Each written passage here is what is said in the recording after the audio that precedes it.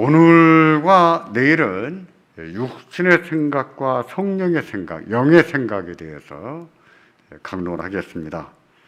육신의 생각은 사망이요 영의 생각은 생명과 평안이다 했거든요. 육신의 생각을 죽음이다 그랬어요. 육신의 생각은 누구 합니까? 불신자가 하는 것입니까? 아니에요.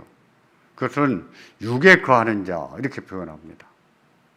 성경에서 육신이라고 하는 말을 쓸 때는 우리의 몸이 아니라 이 살덩어리 이 몸이 아니라 거듭난 사람들에게 있어서 거듭나지 못했을 때의 그 몸, 그것이 정신이 됐든 마음이 됐든 그런 상태를 말하는 거예요. 이것을 바꾸고 말해서 그리스도 안에서 어린아이다 이렇게도 말해요. 육신의 생각을 한다고 해서 불신자가 하는 생각이 아니에요. 거듭난 자가 하는 생각을 말합니다. 거듭난 자가 하는 생각.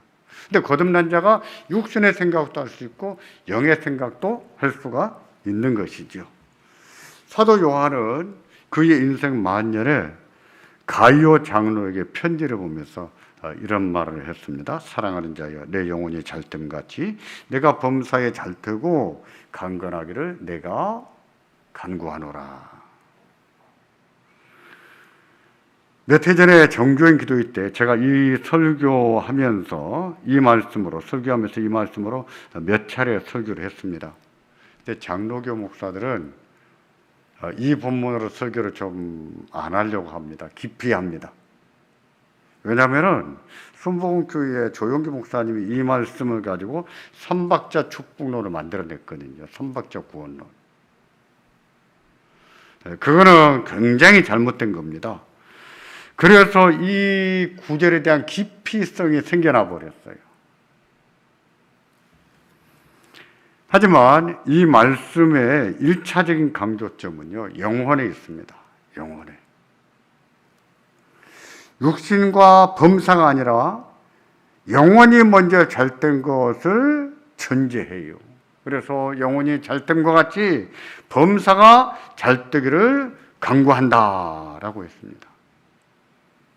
만일 영혼이 잘되지 못한 상태인데 범사가 잘되기를 바란다 라고 말한다면 그것은 기독교 신앙이 아니죠. 기복주의. 거듭난 자들 가운데서도 기복주의 신앙을 가진 분들이 있어서 안타까웠습니다. 굉장히 미숙한 거예요.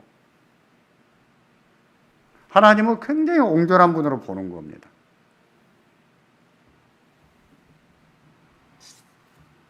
영혼이 잘된 분들은요, 이런 말씀에 근거해서 볼 때 범사에도 관심을 가져야 돼요. 범사도 잘 돼야 된단 말입니다. 저는 지난 7월 초에 금년 3번째 정교인 기도회 때는 영적인 침체와 회복에 대해서 강론했습니다. 그래서 오늘과 내일은 이 범사에 대해서 설교하려고 합니다. 범사가 뭘까요? 뭘 보고 범사를 할까요? 우리 삶의 모든 것을 말합니다. 가정 문제, 경제 활동, 이렇게 다 범사 문제예요. 자녀 문제, 부모 문제 다 포함합니다. 건강 문제도 범사에 들어갑니다. 내 영혼이 잘된 것 같이 범사가 잘 되기를 내가 간구한다 했을 때 건강 문제도 이 문제에 들어가요. 제가 이 오늘 본문으로 강론하겠다 마음을 먹게 된 계기가 있습니다. 최근에 제가 잘 알고 있는 몇몇 분들이 정신적인 건강 문제, 정신 건강 문제로서 큰 어려움을 겪었습니다. 한 사람은 30대인데 양극성 장애로 고생을 많이 하다가 정신과 병원에 입원을 했어요. 정신과 병원에 입원했다고 하는 건 폐쇄병동이에요. 핸드폰들까지 다 없습니다. 방문도 잠궈요. 약 먹었을 때 아 하고 입 벌려봐 해가지고 이 양 먹었는지 삼켰는지 안 삼켰는지까지 검사를 다 합니다.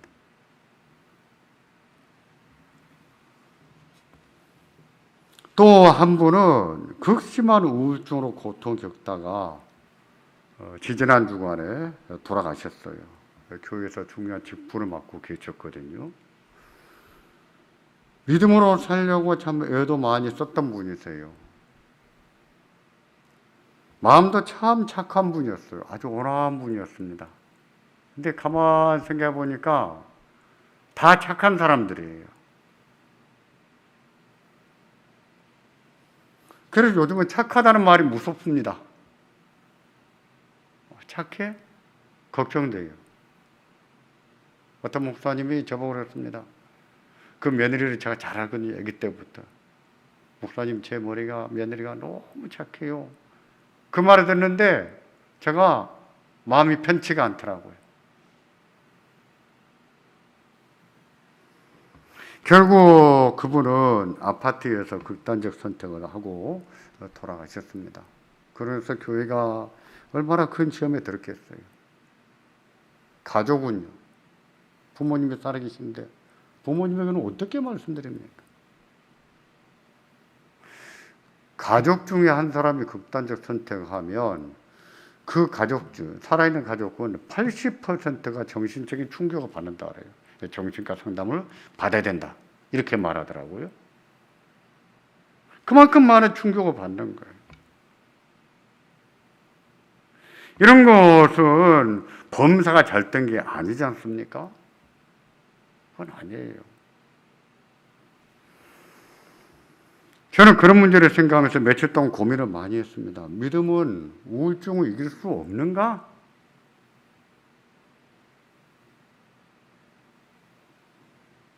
믿음으로 살아도 우울감 같은 어두운 마음을 이길 수 없는 것인가? 믿음은 그렇게도 나약한 것인가? 힘이 없는가? 능력이 없는가? 그럴까요?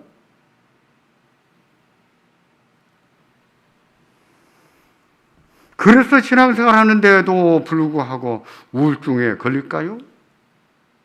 그래서 어떤 사람은 극단적 선택도 하는 것일까요? 믿음은 너무나 힘이 없어서 우울증 하나 이길 수 능력이 믿음 자체는 없어서 말입니다. 결론부터 말씀드리면 그렇지 않습니다. 믿음은 우울증을 이길 수 있는 힘이 있습니다. 능력이 있어요. 어둠을 몰아낼 수 있는 능력이 있거든요. 문제는요, 그 믿음이 어떤 믿음이냐는 것입니다. 그 믿음이 어떤 믿음이냐. 사람들이 말하는 믿음이라고 하는 내용을 자세히 듣고 살펴보면 다 달라요. 그래서 어떤 믿음이냐 하는 내용은 잘 들어봐야 됩니다. 흔히 우리는 기도하고 봉사하는 것을 믿음으로 여깁니다. 하나님 말씀을 읽고 헌금하는 것을 믿음으로 알아요. 그렇습니다. 그것도 믿음이지요. 그러나 그것만 믿음이 아니에요.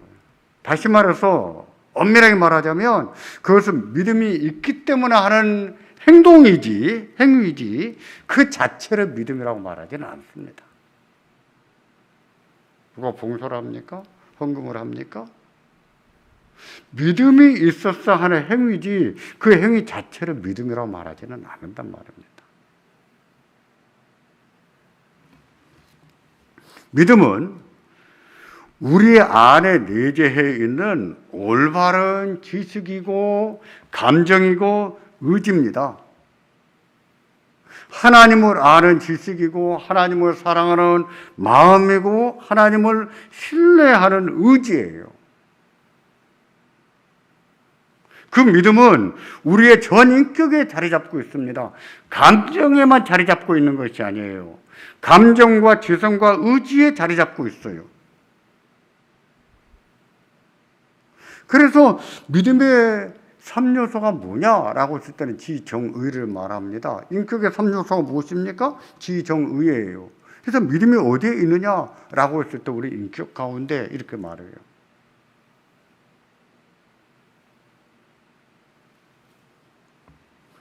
그리스도인이 되겠다고 신앙생활을 시작하면 교회는 먼저 봉사를 가르치고 순종을 가르치려고 합니다.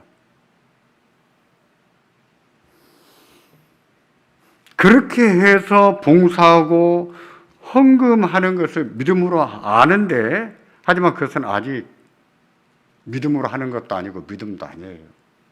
그 사람이 봉사했을지라도 믿음으로 한 것이 아닙니다. 믿음으로 헌금했다 말했을지라도 거듭나지 않은 사람이 하는 헌금이 무슨 믿음으로 하는 헌금입니까? 하나님에 대한 믿음이 없는데.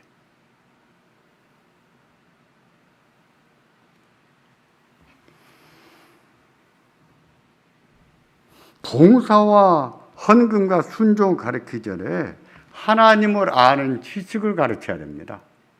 하나님을 아는 지식. 그리고 하나님을 사랑하게 가르치고 하나님이 어떻게 사랑하는가를 가르쳐야 돼요. 그렇게 해서 그 마음에 하나님에 대한 지식이 쌓여갈 때 믿음이 싹 트거든요. 성령 하나님께서 그 말씀을 통해서 깨닫게 하심으로 거듭나게 하십니다. 봉사와 순종과 헌금은요, 그 다음에 가르칠 일이에요. 그렇게 됐을 때 드리는 헌금, 그렇게 했을 때 드리는 봉사가 믿음이지요. 믿음으로 하는 것이죠. 누구든지 예수님을 주로 영접했을 때 성령 하나님께서 그 사람을 거듭나게 하십니다. 그것을 중생이라고 합니다. 중생은 옛사람이 죽는 것이고 새사람이 탄생하는 거예요. 중생은 거듭남, 새로 태어났다. 우리가 이것만 생각하기 쉬운데 중생 그 자체 안에는 옛사람이 죽는 것과 새사람이 탄생하는 것이 같이 있습니다. 그래서 하나님께서 우리에게 새 생명을 주신다고 했을 때 하나님은 그 사람의 주된 성품, 권위적인 성향 이런 것들을 새롭게 변화시켜요. 이것을 신학적인 용어로 주도적인 성향을 바꿔주신다 이렇게 설명하거든요. 그리고 새 생명을 주시는 거예요. 이 두 가지예요. 근데 우리는 되게 어렵습니다. 새 생명만 얘기해요. 하나님이 거듭나게 하실 때 그 사람의 주된 성향을 새롭게 변화시켜 놨다는 것을 잘 모릅니다. 그렇잖아요. 하나님이 우리들을 거듭나게 하실 때는 우리의 주된 성향, 우리를 자신을 이루고 있는 그 사람의 이 바탕의 이 성향, 성품 이런 것을 새롭게 변화시켜 놓으십니다. 성화는요, 거기서부터 시작이 되는 거예요.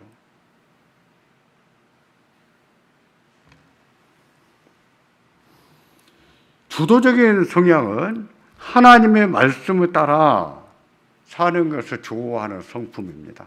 하나님을 좋아하는 성품. 하나님 말씀 따라 사는 것을 좋아합니다. 근데 하나님이 새롭게 변화시켜 놓으셨지만 아직은 어린 상태예요. 충분히 알지를 못합니다. 지식이 부족해요.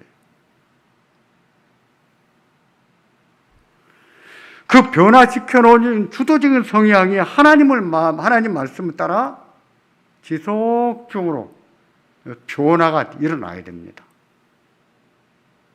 그런 변화가 지속적으로 일어날 때 우리는 그것을 성화라 하고 그것을 가리켜서 예수님을 닮아간다 이렇게도 말하고 그것이 장성한 분량이 일어나야 된다 이렇게도 말합니다.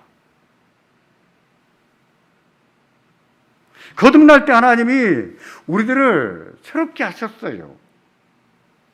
근데 그걸로 끝내서는 안 되는 거예요. 말씀과 기도를 통해서 우리 자신들을 꾸준히 성령이 주신 그 능력에 따라서 계속해서 변화시켜 나가야 됩니다. 사고방식에도 변화가 일어나고 우리의 정신 상태에도 변화가 일어나요.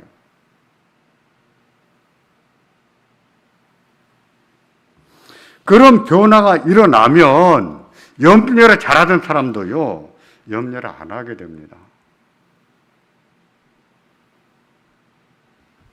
그런 변화가 많이 일어나면 마음이 좁고 질투가 많았던 사람도 마음이 넓어지고 마음이 사랑이 많아져요.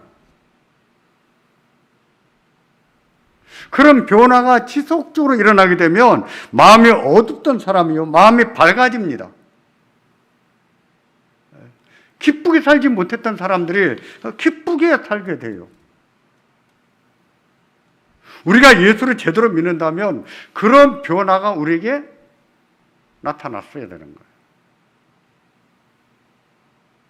하나님이 우리가 거듭날 때 새롭게 변화시켜 놓으셨거든요.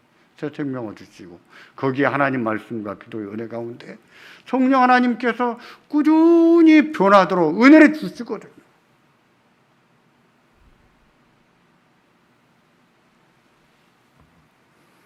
그러면 거듭난 사람은 염려를 안 하고 살까요? 거듭나면 마음이 불안할 때나 우울할 때는 없을까요? 그렇지는 않습니다. 거듭났어도 우리에게는 아직 육신의 생각이 남아 있어요. 그것은요, 우리가 죽어서 천당 가는 그날까지는 가지고 사는 거예요. 육신의 생각이 남아 있습니다. 거듭났어도 그 육신의 생각에서 염려를 하게 되고 마음이 불안해지기도 하고 우울한 마음이 생기기도 하는 거예요. 예수님의 장성한 분량이 이런 사람도 미운 마음이 생길 수 있어요. 예수님은 많이 닮았다 싶은데 그런데도 치투심이 있을 수가 있는 거예요. 그런 마음을 육신의 생각이라고 합니다. 거듭나고 그리스도의 장성한 분량이 이런 성도에게도 죽는 그날까지는 육신의 생각이 남아 있습니다. 그거 다 부여안고 사는 거예요.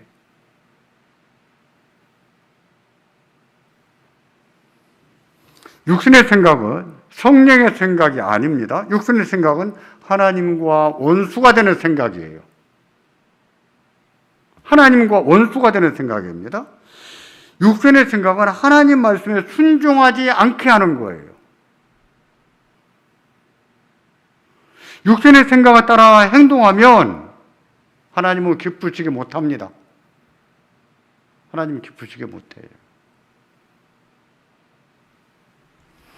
이제 본문을 보실까요? 본문 8장 7절과 8절입니다. 7절과 8절. 이 두 절을 보면 그렇다는 사실을 알 수가 있어요. 다 같이 보겠습니다. 육신의 생각은 하나님의 원수가 되나니 이는 하나님의 법에 굴복치 아니할 뿐 아니라 할 수도 없음이라. 육신에 있는 자들은 하나님을 기쁘시게 할 수 없느니라. 아멘. 보십시오. 육신의 생각은 8장은 지금 거듭난 성도에 대해서 말하는 거예요. 8장은.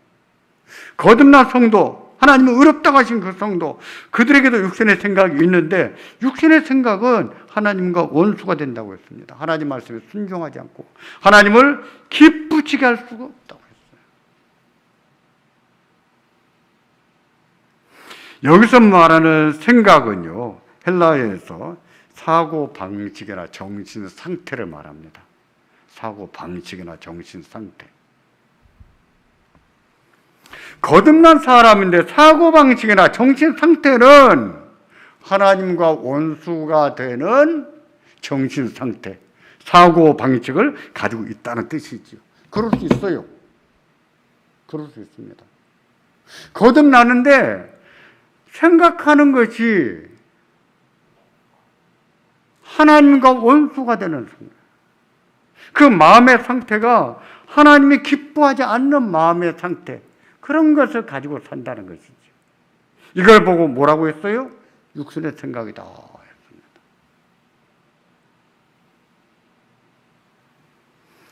갈라디아 5장 16절에 보면 육체의 소욕이라고 하는 말이 나옵니다. 육체의 소욕. 근데 육체의 소욕은 성령을 거스리고 성령의 소욕은 육체를 거스른다라고 말합니다. 이 둘은 서로 대적한다라고 했고 하나님과 원수가 된다라고 했어요. 그러니까 육체의 생각과 육체의 소욕은 같은 뜻으로 쓰고 있죠. 같은 뜻으로 씁니다. 이어서 갈라디아 5장 19절부터 21장 상반절에 보면 육체의 소욕이 무엇인지 나열합니다. 다 같이 볼까요? 육체의 소욕은 어떤 것인지. 육체의 일은 현자니 곧 음행과 더러운 것과 호색과 우상 숭배와 술수와 원수를 맺는 것과 분쟁과 시기와 분냄과 당짓는 것과 불리함과 이단과 투기와 술 취함과 방탕함과 또 그와 같은 것들이라. 보십시오. 육체의 일은 명백하다고 했습니다. 음행, 호색, 우상 숭배는 다 육체의 일이라고 했습니다. 곤모술수를 쓰고 원수를 맺고 다투는 것도 육체의 일이라고 했습니다. 교회 안에서 편가르기를 하고 이단에 빠지는 것도 육체의 일이라고 했습니다. 분내고 술 취하고 방탕한 것도 육체의 일이라고 했습니다. 그것뿐일까요? 아닙니다. 그 다음에 뭐라고 했어요? 또 그와 같은 것들이라. 그것 말고 이런 종류의 것들이 육체의 일, 육체의 소욕이라는 거예요. 여기에 있는 것만 육체의 생각이 아니라 이런 것들이, 이런 불의 것들, 이와 유사한 것들이 다 뭐예요? 육신의 생각, 육신의 소욕이라는 뜻입니다.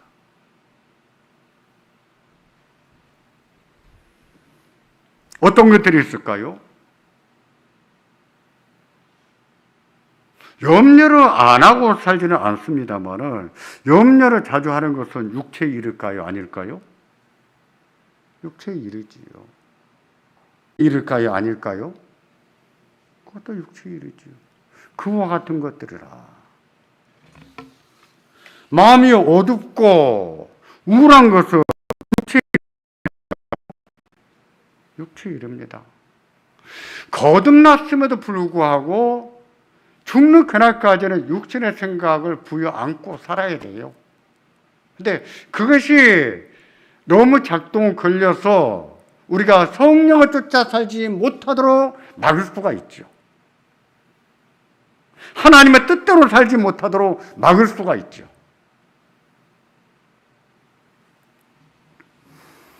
그런 마음은 하나님과 원수가 되는 생각이고 하나님을 기쁘시게 할 수 없습니다. 뿐만 아니라 믿음이 없게 하고 자기 자신을 망가뜨려요. 인생을 잘 살지 못하게 하고 빛나게 살지 못하게 합니다. 그러면 우리가 물과 성령으로 거듭난 성도라면 육신을 따라 살지 않아야 됩니다. 육신을 따라 사는 것에 머물러 있으면 구원을 받았는데도 불구하고 하나님을 기쁘시게 하지를 못해요.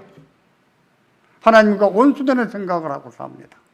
마음의 상태, 사고, 방식이 늘 그래요.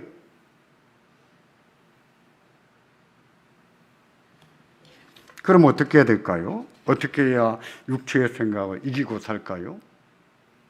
먼저는 육체의 생각이 피어오를 때는 그 생각을 죽여야 됩니다.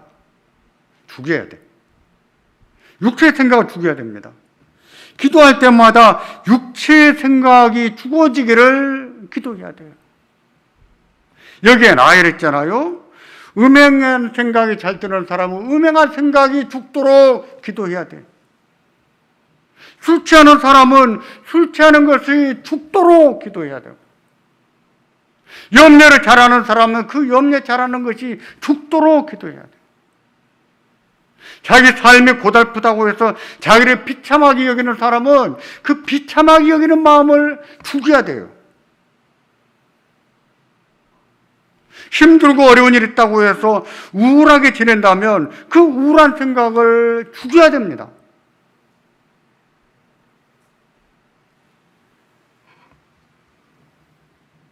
그리고 그 생각이 떠오를 때는 그 생각을 중단해야 돼요. 중단. 나 이 생각 안 할 거야. 나는 그렇게 생각하지 않을 거야. 끊어놔야 됩니다. 제가 이런 말을 가끔 어디 가서 하면은요, 듣는 분들이 이렇게 말합니다. 생각이 떠오르는데 어떻게 그거 가능합니까? 해보세요. 잘 안 돼요. 저는 그렇게 하기를 늘 하다 보니까 되는 겁니다. 하루 중에서 이런 생각 저런 생각을 제일 많이 할 때가 언제라고 했습니까? 밤에 잠잘 때. 저도 그럽니다. 생각이 뭉게뭉게 피어오를 때가 있어요. 그럼 저는 그 순간은 몰라요. 모르고 지납니다. 근데 한참 있으면 뭐가 답답해요. 마음이 답답해져요. 가만히 생각해보면 제가 엉뚱한 생각을 하고 있는 거예요. 나 이 생각 안 할 거야.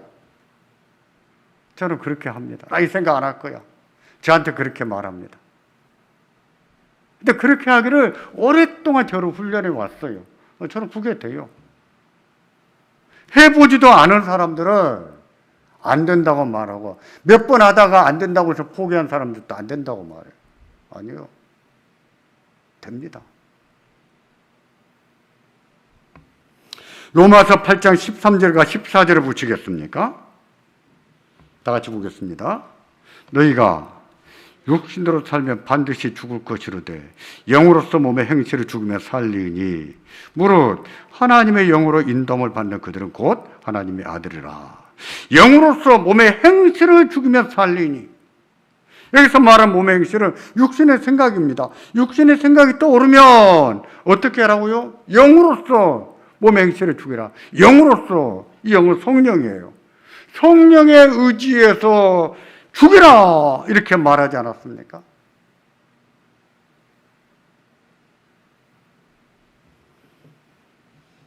예수님께서 왜 아무든지 나를 따라오르거든 자기를 부인하라고 했을까요? 그게 육신의 생각을 죽이는 것이거든요. 왜 예수님께서 예수 그리스도의 사람 육체와 함께 그 정과 욕심을 십자가에 못 박았다고 했을까요? 육체와 함께 정과 욕심을 십자가에 못 박았다고 그랬습니다. 육신의 생각을 죽이란 뜻이에요. 십자가를 지고 나를 쫓으라는 말씀도 죽이란 뜻이에요. 그것도 날마다 십자가를 지라고 말하지 않았습니까? 신앙으로 산다는 것이 그렇습니다. 신앙으로 사는 것이 죽음으로 따라갈 수 있는 길이지 자기가 살아서 따라갈 수 있는 길이 아니에요. 믿음은 죽고 사는 것입니다. 그래 하면 또 하나님이 역사하시는 것을 볼 수가 있어요.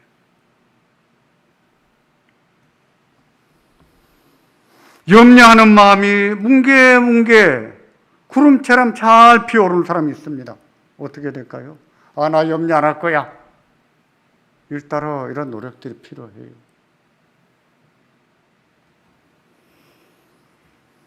거품처럼 마음에 불안이나 두려움이 올 때도 마찬가지예요. 나 이런 생각 안 할 거예요. 끊어야 돼요. 우울한 마음이 들 때도 마찬가지입니다. 우울한 상태로 내버려두면 안 돼요. 자기를 버려두면 안 됩니다. 나 이거 안 할 거야. 바꿔놓으셔야 돼요. 그러나 거기에 멈춰서는 안 됩니다. 거기에 멈추면 도로 마찬가지예요. 도로 마찬가지.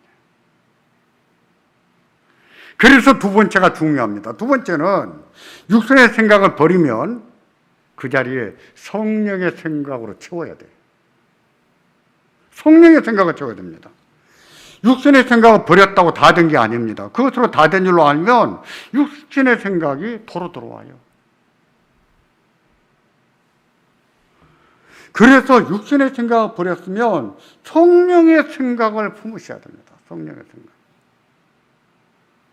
로마서도 그런 사실을 말하고 있는데 갈라디아도 마찬가지예요. 갈라디아 5장 16절을 보겠습니다. 같이 보겠습니다. 내가 이르노니 너희는 성령을 쫓아 행하라. 그리하면 육체의 욕심을 이루지 아니하리라. 아멘. 성령을 쫓아 행하라. 그리하면 육체의 욕심을 이루지 아니할 것이다. 그랬습니다.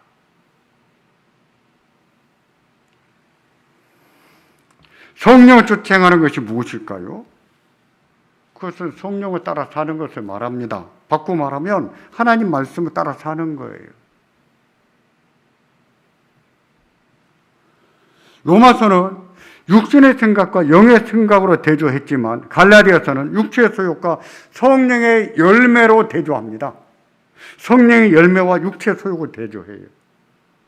우리는 육체의 소욕과 성령의 열매를 대비하지 않고 성령의 열매만 자꾸 읽다 보니까, 또 암송하다 보니까 이게 성령의 소욕, 성령의 생각이라는 것을 미처 생각하지 못하는 경향이 있어요. 성령의 열매? 그건 성령의 생각이에요. 성령의 소욕이고. 그것이 무엇인지 갈라디아 5장 22절과 23절에 말씀하고 있습니다. 오직 성령의 열매는 무엇입니까? 사랑과 희락과 화평과 오래 참음과 자비와 양선과 충성과 온유와 절제니 이 같은 것들을 금지할 법이 없느니라. 아멘. 성령의 생각이에요. 육신의 생각을 버렸으면 성령의 생각, 다시 말해서 사랑의 마음을 품고 기쁜 마음을 품어야 된다는 것이죠. 육신의 생각을 버렸으면 마음의 화평, 오래 참음, 자비를 베푸고자 하는 마음을 품으라는 것이죠.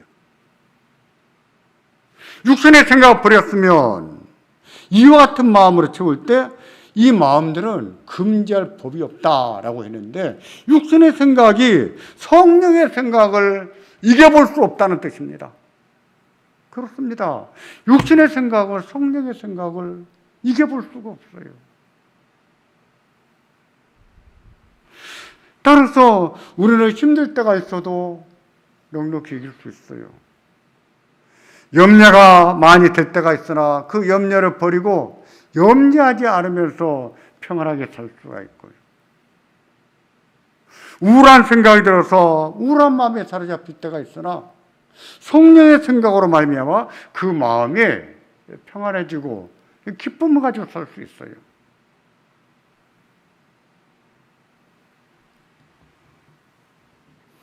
그렇게 우리는요, 믿음으로 살지만 사랑의 마음을 가지고 살아야 됩니다. 믿음으로 산다고 했을 때 기쁘게 살아야 되고, 그게 무엇입니까? 성령을 쫓아 사는 거예요. 그게 성령의 생각입니다. 그렇게 살다 보면 사랑이 많은 사람이 되죠. 늘 기쁘게 사는 사람이 되죠. 늘 자비하는 사람 되죠. 늘 온화한 사람 돼가죠. 그렇게 됐을 때 열매를 맺었다, 이렇게도 말할 수 있겠죠. 물론 우리는 한 번, 두 번 하다가 실패할 수 있어요. 10번 성공했는데 11번째 실패할 수 있어요. 날마다 기쁘게 살았는데 한 달에 한 번 기쁘게 살지 못할 때도 있어요. 괜찮아요. 그럴지라도 또다시 기쁘게 살아야 됩니다. 또다시 사랑을 가지고 살고, 또 마음의 평안을 가지고 살고, 또 온하게 살고, 그렇게 살다 보면 우리도 성령의 열매를 맺게 되는 것이죠. 그때 열매를 맺었다, 이렇게 말하죠. 육신의 생각은 사망입니다. 여러분 기억하십시오. 육신의 생각은 사망이에요. 육신의 생각은요, 자기를 죽이는 것입니다. 영혼을 죽이고 믿음을 죽입니다. 몸도 죽여요. 자, 그분을 생각하면 너무 마음이 아파요. 그렇게 극단적 선택하기에 한두 달 전에 저를 찾아왔었거든요. 같이 밥 먹으면서 기도 나누고 많이 했어요. 근데 그렇게 해버리고 나니 제가 무력감이 다 들 정도예요. 우리가 왜 이렇게밖에 못 사는가? 왜 이렇게 믿음의 능력이 없는가? 믿음이 본래 이렇게 힘이 없는 것인가? 아니거든요. 그게 아니에요.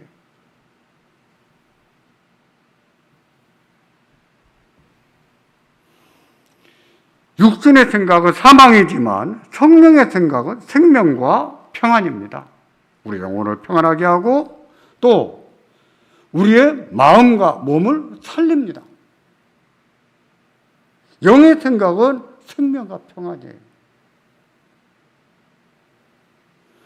우리가 염려가 많고 우울할 때가 있지만 육신의 생각을 죽이고 살기를 바랍니다. 성령을 쫓아 살기를 바랍니다. 성령의 생각으로 가득해져야 됩니다. 그렇게 살다 보면 우리도 사랑이 많은 사람 될 거예요. 항상 기쁘게 사는 사람 될 거라고요. 늘 온화한 사람 될 것이라고요. 늘 기쁘게 사는 사람 될 것이고 열매를 맺고 사는 것입니다. 믿음에는 능력이 있는 것을 믿으시기를 바랍니다. 그 믿음으로 우리의 힘든 것과 우리의 염려되는 것과 우리를 불안하게 하는 것과 우리의 비참하게 하는 것과 우리들을 우울하게 하는 것들을 이기고 사는